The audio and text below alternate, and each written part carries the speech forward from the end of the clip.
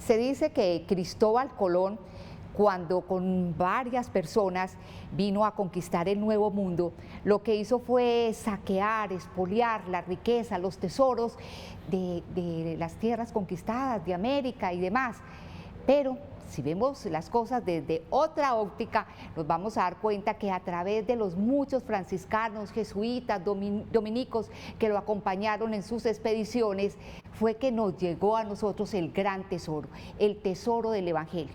Y aún desde tierras lejanas, desde Europa, desde Portugal, desde España, siguen llegando muchos sacerdotes. Yo concretamente tengo hoy como invitado a un sacerdote español a quien seguramente ustedes ya conocen, el padre Luis Vivó. Padre, ¿cómo ha estado? Vale, un gusto, muy bien, gracias a Dios. Padre, ¿usted de qué parte de España es? De Valencia, en la costa mediterránea. Tengo entendido que es una de las ciudades más antiguas, más grandes e importantes de España, ¿o no? Sería la tercera, Madrid, Barcelona y Valencia es como la tercera. Sí, pues ahí está todas las ruinas romanas, Valentia se llamaba, y incluso previas, ¿no? También restos visigodos, etcétera. Ruinas, pero por otro lado es una ciudad muy moderna. Claro. Yo estuve viendo unas fotografías y quedé asombrada de la hermosura de ciudad que es.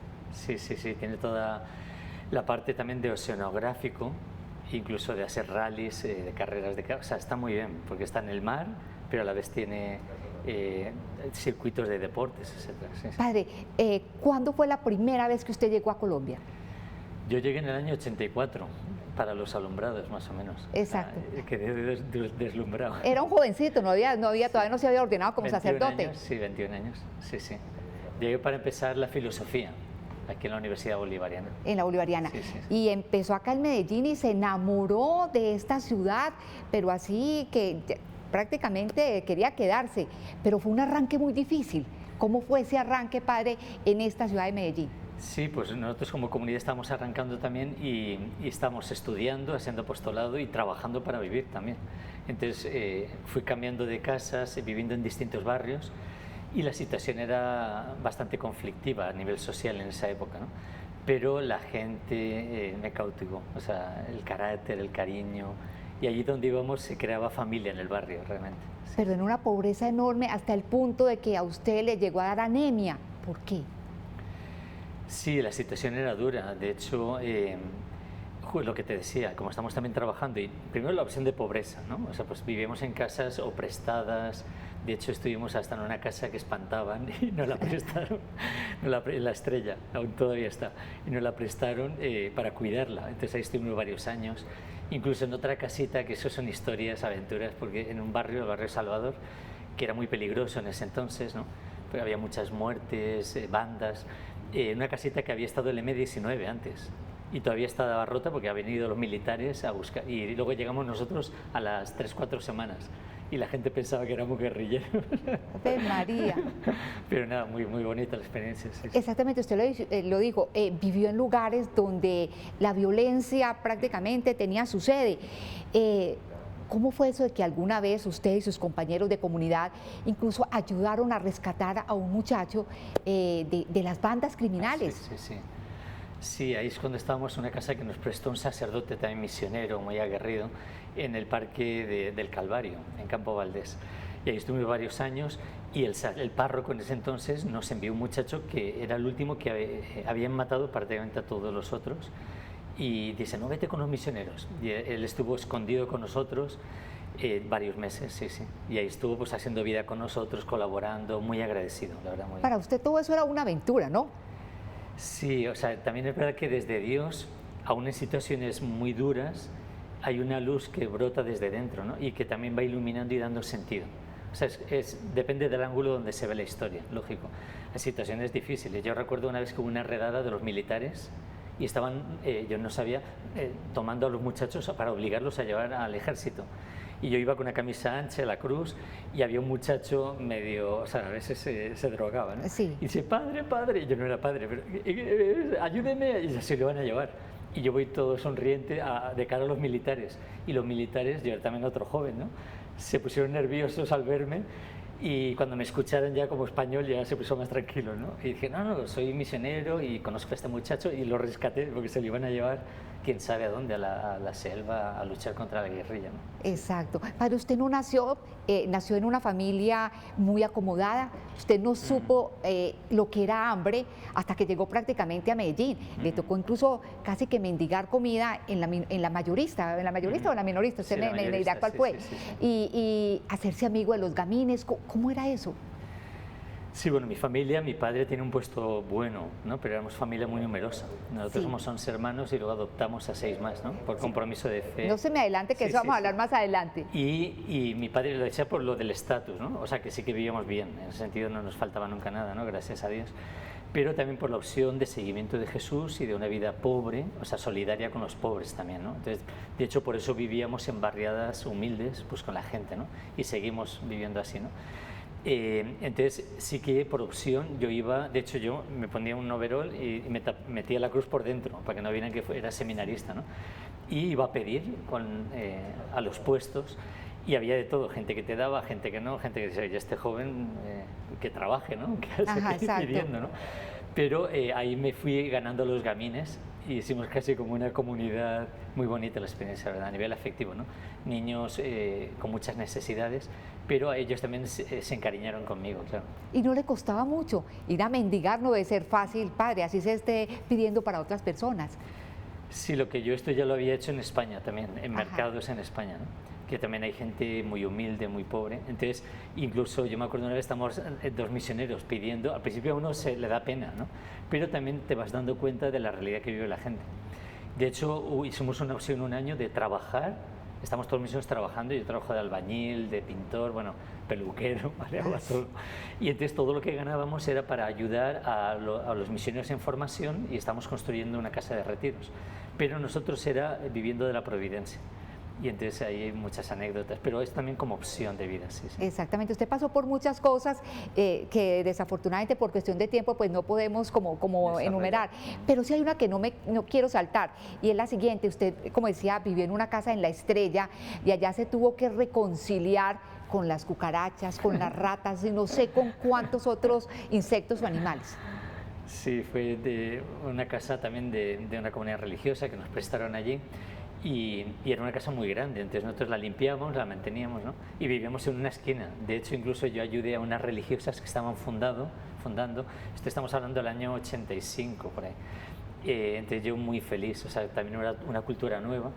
Y claro, en España yo he visto cucarachas, pero no había visto tantas a la vez y de estas café así bonitas, Bonitas. voladoras. Y sí, en plan anecdótico, yo te comentaba que sí, o sea, que también muy limpio porque un día vi una limpiándose los dientes en mi cepillo de dientes. Oh, ¿no? por Dios, padre. Pero bueno, es que era una casa muy antigua, muy vieja, entonces también pues ahí vamos limpiando y felices, o sea, porque desde ahí lo que hacemos es ir a la universidad, empezar a hacer apostolado en los distintos lugares ayudando a la parroquia y ahí estuvimos un par de años sí, en esa casa. Pero todas estas cosas no le robaban a usted la alegría de ser precisamente un portador del Evangelio. No, o sea, yo creo que ahí la clave es la oración. Nosotros, o sea, en mi comunidad también le dedicamos mucho tiempo, por la mañana prácticamente casi 3 horas de oración. Entonces, claro, cuando uno se pone ante la palabra, el sagrario, y esa fuerza, esa presencia real del Señor hace que esa presencia la veas en todas partes, ¿no? Y luego vas transformando porque encuentras situaciones muy duras, pero a través de tu presencia y de la palabra vas iluminando. O sea, eso es fascinante, ¿no? No tú, sino Jesús a través de ti, ¿no? Y ahí vas viendo conversiones, situaciones difíciles también, que Dios va obrando milagros, ¿no? Yo llegué a ver en milagro en un retiro de incluso un guerrillero que él mismo confesó, claro, a nivel más particular, no a la gente, ¿no? O sea, que de repente había mandado matar mucha gente y fue una conversión y cayó, no sabía ni dónde caía, ¿no? Y entonces ahí ves la fuerza de Dios, de la palabra y la necesidad de la misión. Ajá. Sí, sí, sí. ¿Usted toca guitarra, padre? Sí, sí, sí. Y se valió mucho de la guitarra en esa época para atraer especialmente a los niños.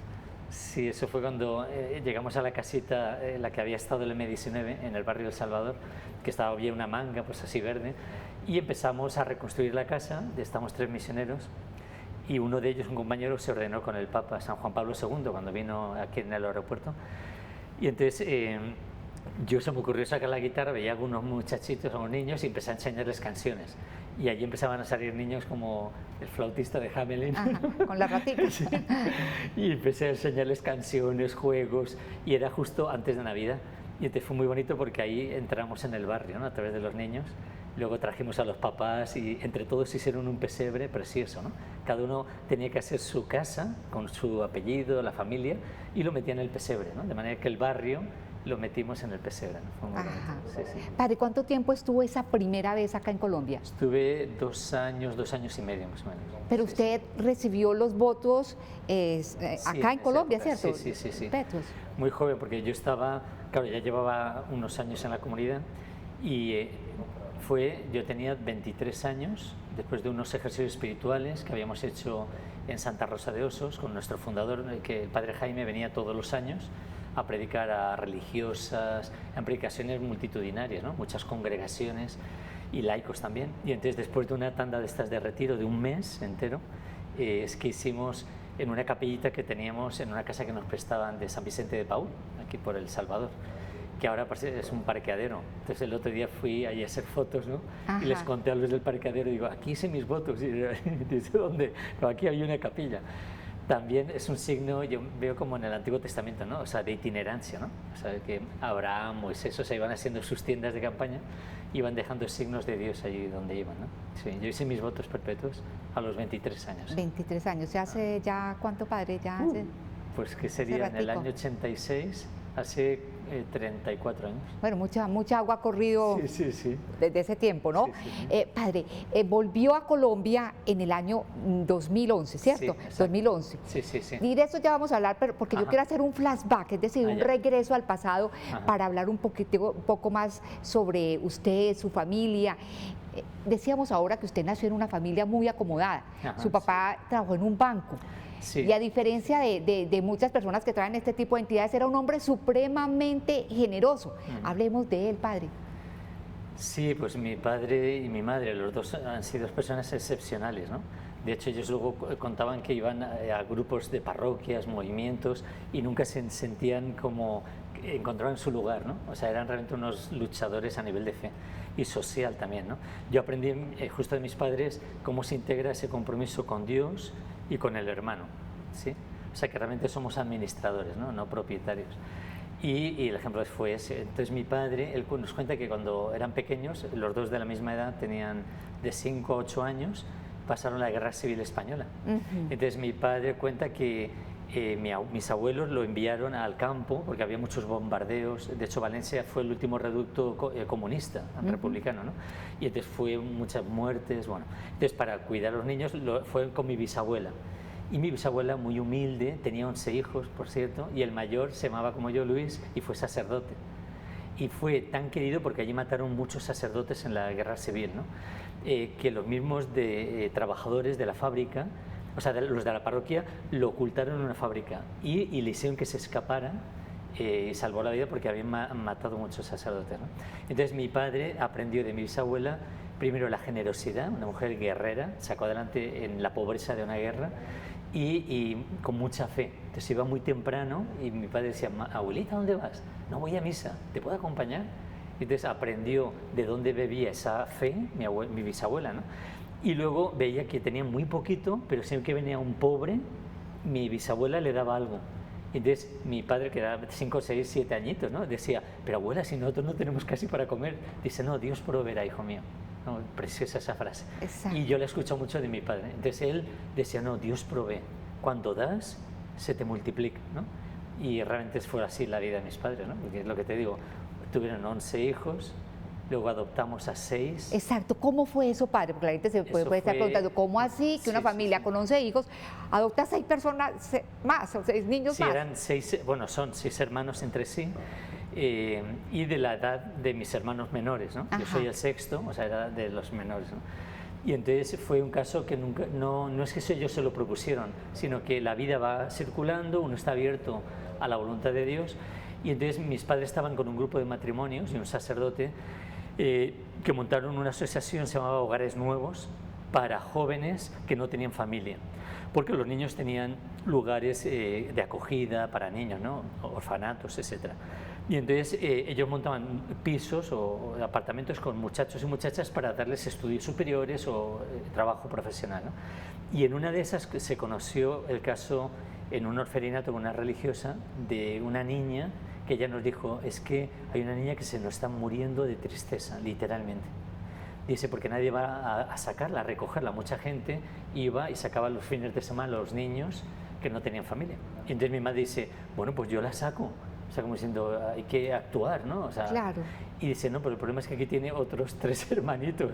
Dice, si la sacas allá sola, ahí sí que la matas. Y dice, bueno, pues saco a los 4. O sea, pero claro, la idea era sacarlos solo fines de semana, ¿no? Ajá. Y ahí empezó la historia. Entonces nos fuimos encariñando con ellos, luego estuvimos una Navidad, luego unas vacaciones de verano, y después de un año, es que en una reunión familiar con los más mayores, ¿no? Mis padres nos plantearon la posibilidad. Y todos dijimos que sí, claro, era una opción de toda la familia, lógicamente, ¿no? ¿Y cómo fue esa vida en padre, ese familión? Porque Sí, además también se llevaron a vivir a los abuelos. Sí, que eran muy humildes por parte de mi madre, muy sencillos. Y entonces justo son las antípodas, ¿no? La familia de mi madre era muy humilde, pobres. Mi abuelo fue por parte de mi madre pastor, vendía helados en un carrito en la calle, así. Y mi madre le tocó esa dureza de vidas. Y mi padre era más acomodado, ¿no? De hecho, mis abuelos, por parte de mi padre, cuando se casó con mi madre, o sea, prácticamente casi como lo desheredaron, ¿no? A mi padre, pero luego se reconciliaron, ¿no? Porque decían, no, pero ¿cómo te vas a casar con una mujer así tan pobre y tal? Pero ahí es el amor, o sea, y empezaron que mi padre dice que no tenían ni para pagar el carruaje que salían de la boda, y mi tío abuelo, tío de mi padre, le dio para pagar al del carruaje para salir, imagínate, así empezaron. Pero bueno, como decía la abuela de ustedes, Dios proveerá. Sí. Y sí que, mejor Y dicho, claro, generoso. porque en su casa todo llegaba por costales, es de Sí, por sí, costalados, sí. porque pues para sostener ese familión tan grande, y porque además, como decíamos ahora, su papá era un hombre muy generoso. Claro. Sí, él y mi madre, porque mi madre era una administradora de la casa, porque mi padre le daba el dinero y ella es la que organizaba, administraba, o sea, estiraba el caldo. Pero hay algo muy bonito, usted dice que nunca se aburría, que, No, que su infancia fue una infancia muy feliz. Sí, muy feliz, la verdad es que sí. No, y luego ya cuando estamos de adolescente, primero porque una familia numerosa es así, ¿no? Y uno aprende a ayudar a los más pequeños, ¿no? Algunos no estrenábamos porque teníamos se compraba ropa buena, pero luego pasaba de hermanos a hermanos, ¿no? Y entonces uno aprende a hacerse responsable también, ¿no? A ser hermano. O sea, realmente es una escuela de vida, ¿no? Una familia numerosa. Y luego, sí, a perdonarse, a reconciliar, pues siempre hay líos, ¿no? Pero a vivir, o sea, la dignidad hombre-mujer. Yo a mis padres los he visto con un respeto, una dignidad mutua, ¿no? Y entonces eso lo hemos aprendido de ahí. Y tanto hombres como mujeres hacíamos todos los servicios de casa, nos rotábamos, o sea, era como una comunidad realmente, ¿no? Padre, usted era el más moreno de la familia, Sí. delgadito, y era muy atleta. Usted es decir, usted practicaba deporte desde muy jovencito, ¿cierto? Sí, de hecho mi padre en plan de broma decía, este es el negrito de la olla, así como este dibujé, así, ¿no? Sí, y de hecho mi madre estaba muy delicada y cuenta, de luego prácticamente esperó 3 años a que viniera mi hermano el siguiente, ¿no? Yo soy el sexto. Y entonces, sí, bueno, pues ahí fui creciendo y yo era muy delgadito. Sí. Algunos decían en plan de broma, dice, uy, todavía vive Luis, Luisito, ¿no? Pero gracias a Dios, bueno, nosotros estamos en colegios privados, ¿no? De religiosos, pero también al ser tantos no podían pagar, aunque mi padre ganaba mucho, pero al final iba con créditos. Gracias a Dios mi padre sabía manejar todo lo económico. Y tuvimos que salir a colegios públicos. Y a mí me salió una beca en un colegio de los jesuitas, ¿no? Estaba todavía empezando bachillerato. Y ahí me hice amigo de unos muchachos que empezaron atletismo, y por estar con ellos empecé a correr, y eso me ayudó mucho, o sea, a nivel personal, a tomar disciplina, y era de los peores de clase, ¿no? Pero porque también, no sé si de pequeño me hice un golpe que tenía el tabique desviado. Ajá. Luego en esa época no es como ahora, que son más estéticos, ¿no? Me dejaron la nariz un poco de boxeador. Soy el único en mi casa que tiene la nariz así ancha, ¿no? Pero fue por la operación que me hicieron. Pero bueno, empecé a entrenar y sí, llegué en un par de años a estar en un equipo federado y campeones de España de medio maratón. Ah, qué bien, qué o sea, bien. Que eso fue, campeón y todo. A mí me disciplinó mucho el deporte, sí, sí. Qué bien. Padre, pues vamos a dejar la historia en este puntico, pero invitemos a todos los televidentes para que nos acompañen la próxima semana, para que continúen esta historia o este testimonio que es bien, bien interesante, bien bonito.